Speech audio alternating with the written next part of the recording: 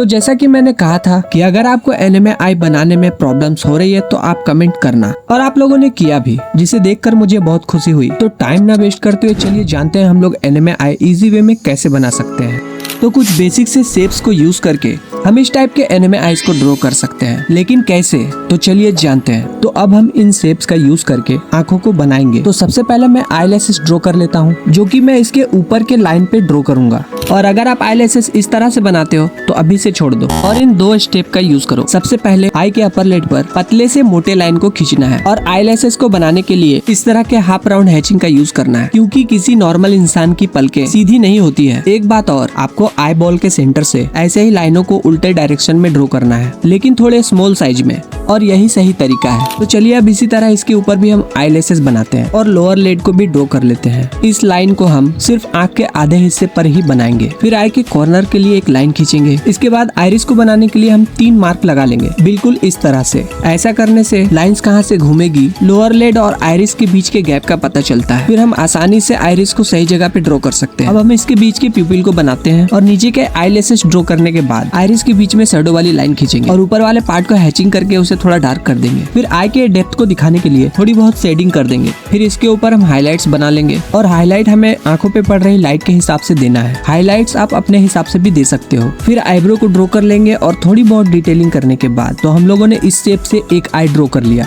और इसी पैटर्न का यूज करके बाकी के बचे सारे शेप्स के ऊपर आंखों को बना लेंगे। बस आपको कुछ बातों का ध्यान रखना है कि आपको आंखों के आईलैशेस, आईबॉल के डेप्थ और उसके हाइलाइट्स को अच्छी तरह से बनाना है, और ये बनाना कोई बड़ी बात नहीं है। आप आइरिस के ऊपर शेडिंग करने के लिए 3 तरीके के शैडो का यूज कर सकते हो। आप जिस कलर से भी शेडिंग करोगे, बस उस कलर को आपको डार्क टू लाइट करना है। और ये एनिमे की आई है, इसलिए आपको शैडो के एजेस को मिक्स नहीं करना है। और इन सभी तरीकों का यूज करके आप आसानी से बिना रेफरेंस के एनिमे आई ड्रॉ कर सकोगे। लेकिन किसी रेफरेंस को देखकर बनाना हो तो कैसे बनाए, तो चलिए मैं बताता हूँ। लेफ्ट या राइट में से किसी भी आई को देखकर अच्छी तरह से धीरे धीरे एक शेप तैयार करना है, जो कि रेक्टेंगुलर है। फिर इसके लेफ्ट साइड में 2 और रेक्टेंगुलर आपको बना लेना है, जो कि सेम साइज की होनी चाहिए। और इसे बराबर मापने के लिए आप इस तरीके का भी यूज कर सकते हो। और मैंने 3 शेप्स इसलिए बनाए कि दोनों आंखों के बीच के गैप का पता चल सके, और इस रेफरेंस से हमें पता चल रहा है कि बीच का गैप ऑलमोस्ट एक आंख के बराबर है। फिर हम किसी एक आंख को देखकर ड्रॉ करना स्टार्ट करेंगे। स्टार्टिंग में हम हल्के हाथों से बिना प्रेशर अप्लाई किए ड्रॉ करेंगे। बस आपको एक बात का ध्यान रखना है कि हम जो भी लाइंस बनाएंगे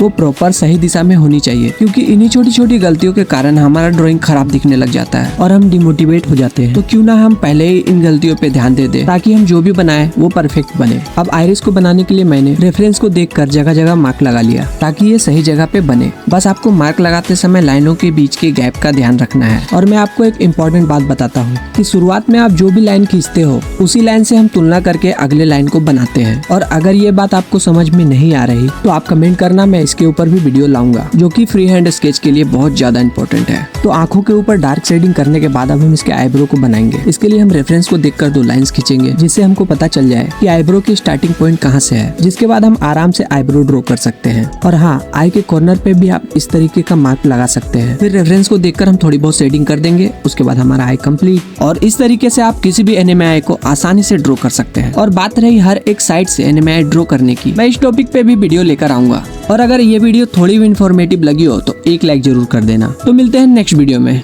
बाय।